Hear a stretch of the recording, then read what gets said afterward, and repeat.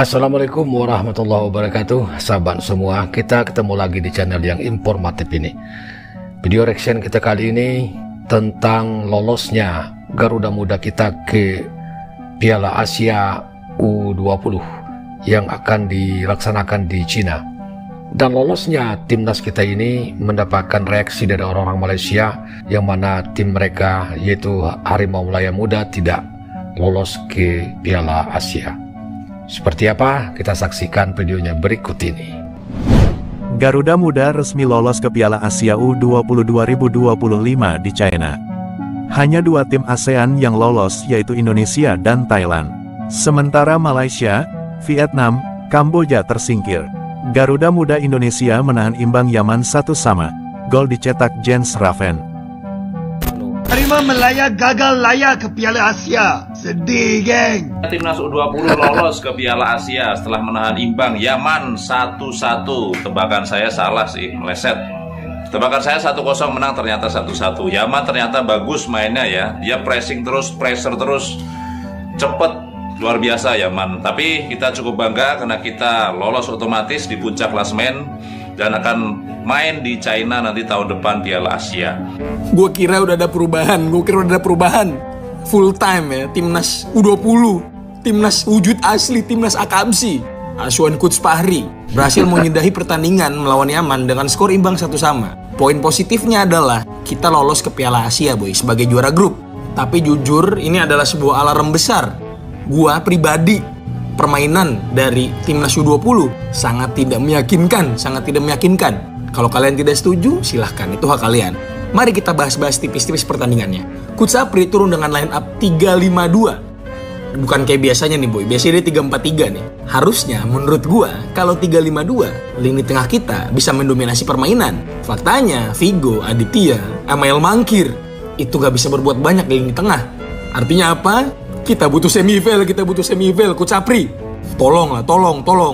Jangan anti diaspora, Pak, tolong. Dengan permainan yang sangat tidak bervisi seperti ini, apakah kita bisa berbicara banyak di Asia, boy?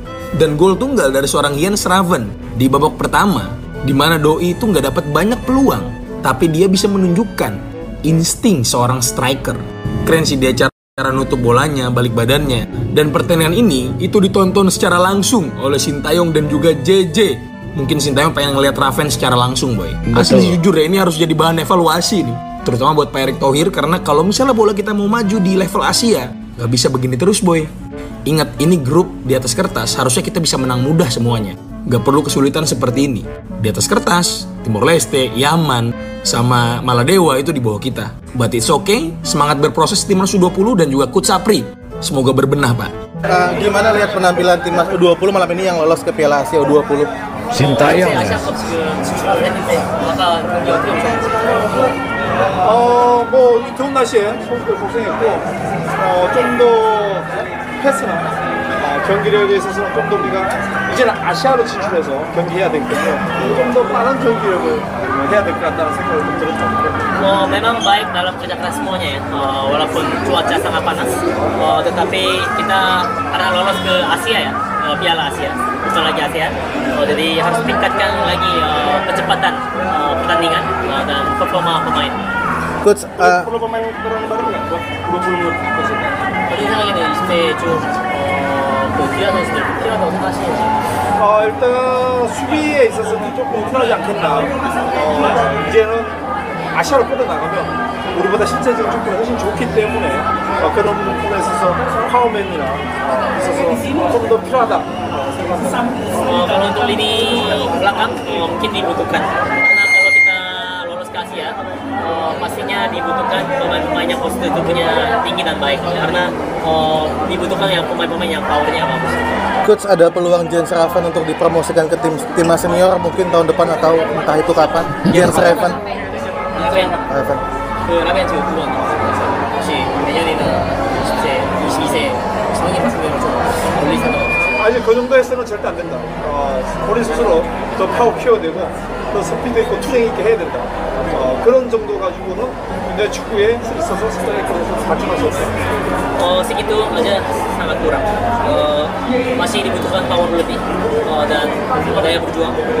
Kalau segitu aja yang tidak akan pas untuk striker di timnas senior. Coach Hilgers dan Eliano akan diambil sumpah besok.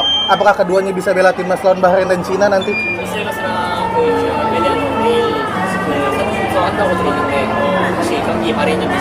바레인, 차이나 합류할 것이다. Akan gabung langsung untuk melawan Bahrain dan China. Target di Bahrain sama Cina seperti apa? Target? Amerika Serikat, Bahrain, China. Ya, ini menarik ya. Artinya bahwa Sinteyong sudah memberikan semacam konfirmasi bahwa Mes Helger dan Eliano ya itu akan segera bergabung dengan timnas senior dalam rangka berhadapan dengan Bahrain dan Cina nantinya. Ini betul-betul menarik, akan kita saksikan sama-sama nanti ya. Terima kasih ya. Bulan yang lalu setelah Toulon turnamen ada 5 pemain keturunan yang kita merekomendasikan untuk bisa diganti kewarganegaraan. Tapi kita majukan 3, ada Tip, ada Dion, dan ada Morismo. Sedangkan 2 lagi kayak Simon dan Sabi Moistra. Kemarin saya bicara dengan teman di Belanda, kayak Simon memberikan sinyal untuk mau bergabung, tetapi tentu PSSI akan menindaklanjuti secara administrasi ya, dan mudah-mudahan apa yang kita sudah ajukan bisa cepat terrealisasi. Negara tetangga ditahan imbang oleh serumpunnya, guys. Aduh, sangat-sangat disayangkan, guys ya. Sangat-sangat disayangkan. Dari hasil ini Malaysia menjadi juru kunci, guys. Menjadi juru kunci. Aduh, negara tetangga. Padahal gitu ya, padahal kami warga negara Indonesia gitu berharap gitu agar negara ASEAN tuh bangkit bersama-sama. Ada apa dengan negara tetangga? Padahal kalian dah bilang pada kami kalau misalkan kalian dah ada peningkatan, cuman apa ini? Tapi aku jujur aku sangat bersedih, guys ya. Hari ini aku jujur ada sedih dan juga ada senang, karena ini adalah Malaysia tidak lolos Piala AFC U20. Senang adalah kami lolos dan kami menjadi peringkat pertama coy di grup. Kenapa tim Malaysia U20 gagal sementara timnas senior kemarin bisa lolos Piala Asia? Jawabannya karena di timnas Malaysia U20 tidak ada pemain naturalisasi. Sementara di timnas senior Malaysia itu banyak pemain naturalisasi, terutama naturalisasi dari Jepang. Ya, Malaysia mengandalkan pemain naturalisasi dari Jepang ya. Tapi bukan Jepang putih, melainkan negara Jepang hijau. Pemain itu antara lain Kogi Leswaran Raj, kemudian Syamer Kuti Aba, dan pelatih legendaris Jepang hijau Raja Gopal. Apa sih kelebihan pemain Jepang hijau ini sehingga bisa membawa Malaysia lolos Piala Asia Senior? Yang pertama ya, pemain Jepang hijau ini staminanya kuat-kuat. Yang kedua, pemain Jepang hijau ini jago salto depan cewek, jago banget. Yang ketiga, Jepang hijau ini sangat mencintai negara Malaysia. Buktinya 2023 harusnya Malaysia nggak lolos Piala Asia loh. Tapi demi Malaysia lolos, Jepang hijau mengalah 1-4. Akhirnya Malaysia lolos karena dibantu Jepang hijau. Jadi ini masukan untuk timnas Malaysia U20 ya, untuk menaturalisasi lebih banyak lagi pemain Jepang hijau. Aduh, aku ingatkan dia orang tak perasan pasal Rizak ni. Boleh pula perasan. Guys, Malaysia Under-20 telah pun disingkirkan daripada Asia Cup Under-20 punya kualifikasi. Jom kita sembang sikit pasal ni. Sebelum tu, korang yang minat konten bola sepak, tekan dulu butang follow. So, Malaysia 0, Tajikistan 1. Malaysia setakat ni dalam grouping menang pun dah, seri pun dah, dan yang ini kalah. Tapi apa yang sangat-sangat mengecewakan, mereka kalah last minute, bolos dekat minit 94. Memang betul-betul sakit mat.